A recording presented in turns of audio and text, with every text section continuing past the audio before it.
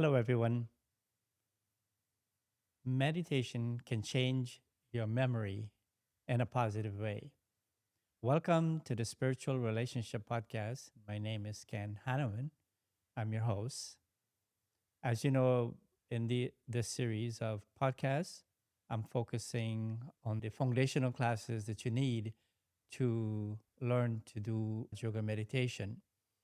The first lesson, we spoke about who I am, and we referred to the self as the soul, consciousness, and our nature is peace. There's innate wisdom, love, and the natural nature of consciousness is like it wants to be peaceful. It is actually at the core of each one of us. We do experience that is what we desire in life. The next class was on thoughts or the mind and how the mind can feel and think and have emotions, imagination, visualization, and how meditation can be used to change that, to make it work for you to create happiness. The intellect is another function that we spoke about in the previous class, and it was about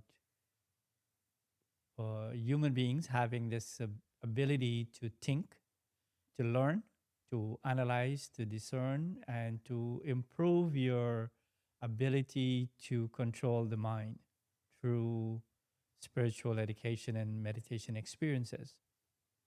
So today I'll talk about memory because this is another function of consciousness. And we all know memory is very complex and it's actually fascinating and also mysterious. Like I said in the beginning, meditation can change memory. It can reduce the negative impact of stress on memory. It helps with emotional regulation. And I'm sure you have experienced where memories can be shaped by emotions. It can also be shaped by suggestions and even imaginations. Memories can be shaped also by your meditation experience. When you have a very wonderful experience of peace or love and revelations and the deeper understanding, these things can enter into your memory. And as I mentioned in the first class, our thoughts and our feelings, a lot of our thoughts that come up in our conscious mind is coming from memory. We have a Hindi word for that. We call that sanskars. And your personality, your identity, your characteristics and habits, these things are coming from your memories, from your sanskars. So we can say that memory it's like a living process that shapes our identity and our even our perception of reality and also the understanding of time because based on how you recollect the past and maybe the way you grew up from childhood to adulthood with your own family and whatever your experiences at work or your profession or generally in life, these things are recorded there. And based on that, you develop values and belief systems and cultural histories. It's almost like we can do a time travel. We can travel back into the past, into the memories. We can recall certain memories, and there is this idea of nostalgia where sometimes we just love to remember wonderful things and relive them. But in meditation, it's really important to understand that meditation actually is not filing cabinet of your human experiences. Be- because every time you try to relive an experience, every time you try to recall something, it never really comes back exactly the same. You cannot reproduce it exactly. It is more like a story that you can build. And sometimes the memory over a period of time will fade or blur or vanish. So then, can you rely on it totally as an absolute truth? That is exactly what happened in the past. In the case of PTSD, where that post traumatic stress disorder, there might be some emotional trauma that we suffered as a child growing up. And now that you're probably in your adulthood, getting old, and you're trying to remember, oh, this one did that, my parents did this, something like that, we're trying to recall. The truth is that it is colored by one, emotions, two, that over a period of time, we can only recall bits and pieces of it.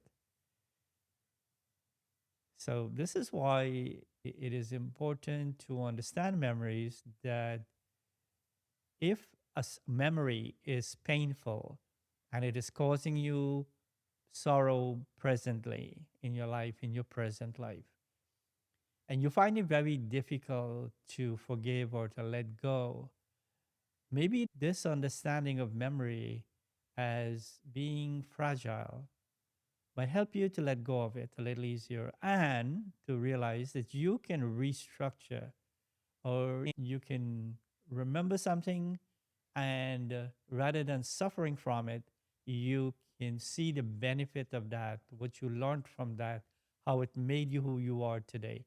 So maybe some painful or very difficult experiences or challenges can actually make us a better person so that we don't have to carry hurt and pain. We don't need to bring it forward into the present where it starts to create depression and sadness and anxiety and fear in the present because that will affect the way you enjoy your present. And this is where meditation comes in, to help you to reshape that so that your thoughts become more uplifting. Memory also is not just personal. We have a history, family history that we tend to identify with. Even though it might not have happened to you, certain things might not have happened to you personally, you still take it personal, like it as if it did happen to you. Also, the cultural or even as a nation, history, your history of wars or someone, one country fight a war with one person and did certain things, or the history, let's say, of colonialism or whatever, and that might affect your even now your perception or your understanding or your relationship in the present. So these are things that I would like to point out because if we understand this about memory and we can now sit in meditation, bring your attention to yourself as being a soul, being a being of light, and understanding, speak to yourself that you are the life force of the body. I am the soul, the life force of the body, and my nature is peace or light, and I'm immortal, eternal. The body goes through birth, growth, death, but consciousness continues. And I'm sure also you would agree with me that even though we age, internally we don't really feel that we're old. Internally, like you still feel like you're a young person or like you have the same desires when you were young, even though the body might have changed, you know, as we know what happened when the body gets older. So the mind wants one thing, the body can only give you this because of the aging process. So now look at, like I was just mentioning about the meditation.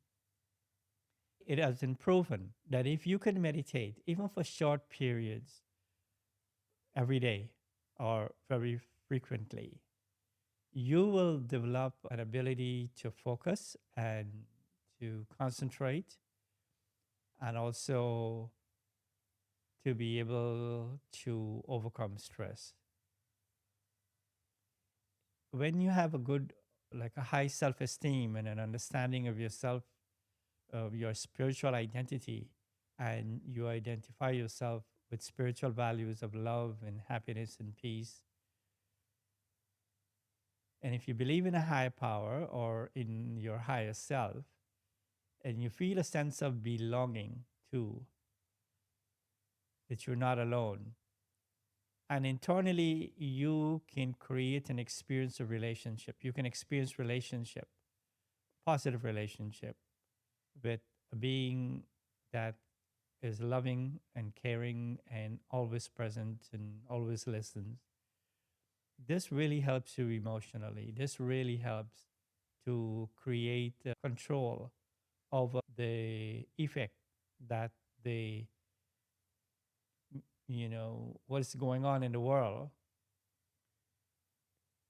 Many things that are going on can only cause us sadness or sorrow, but in meditation we're going inwards and we are creating an experience of ourself in a spiritual way. We can have these experience of love and peace and happiness. And when you are lost in that experience, you are able to create memories of what you just created for yourself. Something that is not dependent on outside opinion or outside support. You are able to create this inner experience that you are not the body, you are a spiritual being belonging to the world or connected to the world, and you have this capacity for benevolence and compassion. So you could see how this can really create good memories, good feelings. And as we know, the in the brain itself, there are organs in your brain like the amygdala and the hippocampus that deals with emotions. The amygdala deals with fear. The hippocampus deals with other emotions. And the more you can create these wonderful experiences, they have found that the amygdala tend to shrink because that's the part. The more fearful you are, the more it enlarges. So it affects us there. It also affects cortisol production. Cortisol is the hormone that is produced from stress as a result of stress. So the meditation helps with the emotional regulation that allows us not to be producing cortisol or to reduce it to where your body also is not affected that much negatively by the emotions. So it's really important to meditate. And this is why we're doing this course online. We also have free meditation classes available to everyone online. And you can find links to that in the description below. And also, there are a lot of meditation commentaries, free meditation commentaries that you can use at home and you can practice. And there are also Raj Yoga centers throughout the country that you can go to, and they offer these classes free in person. So, with that, I would like to close this episode. The next episode, we're going to speak about the original nature of the self. So, these four classes or episodes is about understanding who am I and how consciousness function and how we can use meditation to create a process that this resource that is always that's available to everyone, but you have to make an effort. You have to want to meditate. You have to want to learn and make time for it to develop this because we didn't learn this in school. So hoping to see you next week, the next episode. Thank you very much for listening, and I hope you gain something from this. So with that, I'll say goodbye, and I'll see you next time.